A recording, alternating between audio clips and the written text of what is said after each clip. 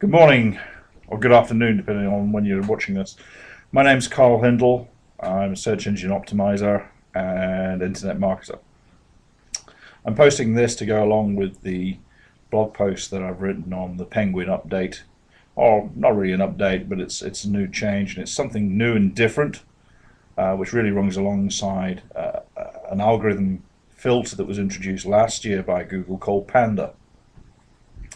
I've been receiving a lot of phone calls, a lot of emails from not so much my own clients, but from people who are concerned that they were ranking for number 2 for their money keyword term, and the next day they're on page 3, page 4, page 5. You know, what's going on? I've lost my rankings. How do I get that back? My business is suffering. Well, what is going on? Well, first of all, let's go back to Panda, and then we'll deal with Penguin. Panda is not so much an algorithm change as it is a filter. The way Google search engine and search engines generally work is there's really 3 things that are going on. First of all, there is a very large data storage system. We call it the index, which captures all the information in web pages and text and video content and all that gestalt of the internet, World Wide Web that's out there, and stores it on hard drives.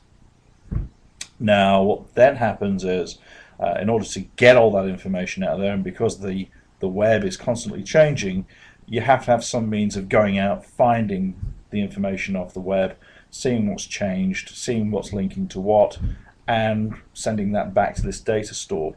And that's what spiders are. They're little pieces of code that go out there. Some people call them web crawlers, web spiders, robots, whatever. Floats your boat, really. And the third thing that goes on with the search engine is really where I come in as an SEO, is the algorithm. And an algorithm is simply a big equation. If you were no good at school doing mathematics, don't worry about it. You don't have to know what the equation is, and in fact none of us, apart from the search engines themselves, know what this equation is actually made up of. We do know in Google's case, because they have told us, as far as we can believe them, that their algorithm has got over 200 factors, and that basically means that there's different components of this algorithm which are trying to work out a value for things such as the domain age, the domain name, how many links, the types of links, how old the links are, the content on the page, the amount of social media interaction. All of these things get thrown into this algorithm that works out where you should rank for a particular term along with everybody else, and that's what you get as returned on the page. Now, what Panda did was basically the algorithm runs, and then Google applied this filter. It feeds the results from the algorithm through Panda, and this filter was really trying to strip out those sites that were clearly manipulating the algorithm, ranking in the search engine results that were returned to users, but really weren't a good user experience. A lot of the big content network sites were hit by this. You know, people like eZine articles, eHow, and I can't remember how many of them there are, I have to admit, and I don't really pay much attention to them. But really the kind of stuff that you would search for, you know, widgets, and you'd get some kind of article ranking number 1 and number 2, which read like it was written by a 5-year-old. That was a bad result. So that's what Panda was doing. It was filtering out the nonsense and trying to make the search results more relevant. Okay, that was a year ago. Panda has been updated. I can't say how many times, but quite a lot. You know, approximately once every 6 to 8 weeks there's a Panda update. We've recently had 2 in quick succession, very recently. So Panda's more or less been doing its job for some time now, and if you've gotten through Panda, well done. Simple as that. It means that the content on your site, Google likes the quality of it. But then there's another aspect to getting a website ranked, and that really comes down to some of the factors that we can manipulate, such as the titles, tags, the content itself on the site, but these really have been taken care of by Panda.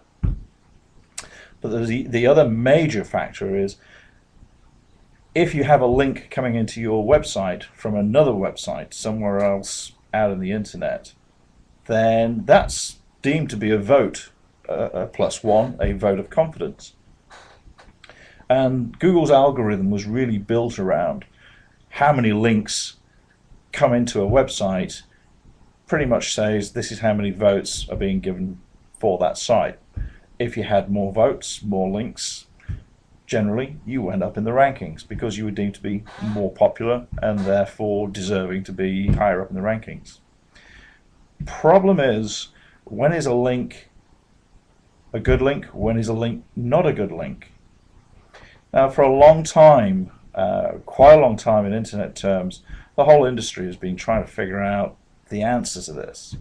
And clearly, if you have a link coming to your website, for instance, I have my little blog here, Search Engine Optimizer, Internet Marketer in Richmond, and so on. If I've got links coming in from other marketing, other search engine, internet-related websites, they're related to what I do, so therefore that makes them more relevant and therefore a more powerful link than if I get a link from a maternity site in the Philippines.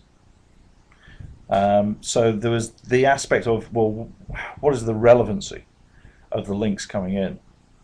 The other aspects with the links includes things such as, if I was to get a link from Google, that would obviously be a very, very, very powerful link compared again to getting a link from Joe Schmo SEO Charlottesville.com. There's just no comparison between the sites. One is very powerful, already widely popular. One nobody knows, has never heard of it because I just made it up. So there was this aspect too going on with the links.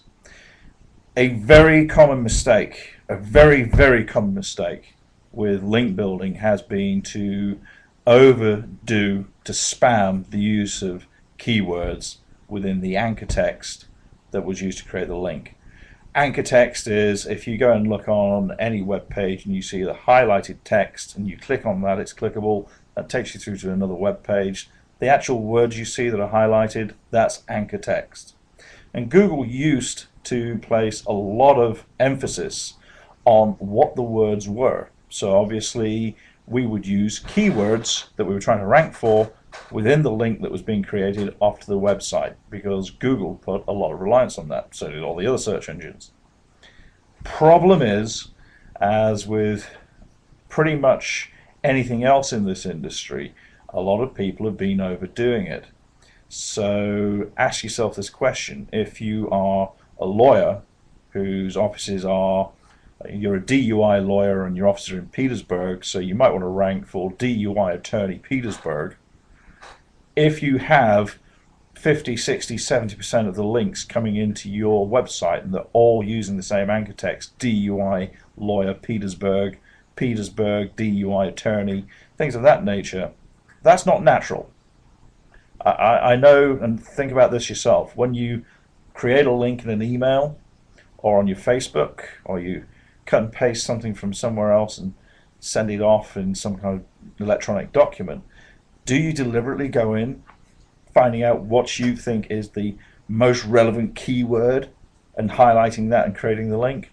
No, you don't. You'll simply put the URL, the website address, or you might say click here. You don't do this keyword rich annotated link. Well, Google has dealt with this now, or rather it thinks it's dealt with it. It's dealt with it by releasing this algorithm change or filter. I'm not sure yet which one it is, but nevertheless it's called Penguin. And what Penguin is doing in particular is it's looking at the quality of the links coming into your site. If you've been getting links from non-relevant sources, if you've been getting links from some of the things such as like commenting on blogs, comment spam. If you've been getting a lot of links in time, you go chugging along, you've got no links, suddenly you've got 5,000, so there's a big marked jump in your link graph, and then you don't do anything else. I think that's getting picked up. And if you're overdoing the keyword rich links, that's definitely getting picked up. There's no issues about that at all. So that's what Penguin is doing, and since Google rolled it out, there's obviously been all this volatility. I think this volatility is going to continue for a little while yet as the Google dance with the rankings resolves itself, and this big shuffle within the index and how the rankings are being calculated and how Penguin is being operated continue to take effect and take hold. So what can you do about it? I was on the phone yesterday for over an hour and a half with a client, a new client, who was ranking number 2 for a keyword term, and he's now on page 3. And the first thing they've done is they've increased their PPC budget by $2,000 a month. Now, for a company such as theirs, that's a lot of money, but that's what they need to do to stay in business. And this is an aside, I suppose. I think a lot of this update has got to do with Google trying to make more money from PPC rather than generating relevant web search results. But that's my 1/50th of a dollar's worth. But what can you do in that situation? Well, it goes back to the basics. Everything revolves around quality.